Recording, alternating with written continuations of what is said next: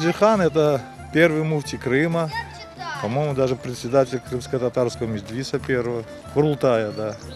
Вроде больше я ничего не могу сказать. Автор гимна, да. А писатель, поэт, может быть, тоже. Первый президент. Так читал одно время, забыл уже. Номан Челебиджихан бұл біздіңкі бірінші ғалба премьер-министр болды. Ем муфти еді. Білем, Қарасу базарда оға бюст қойылған. Бірінші күнден мен мұнда яшайым. Бірінші күнден. Палатка болғанларда, қойдық палаткалар мұнда, бұны захват еттілер.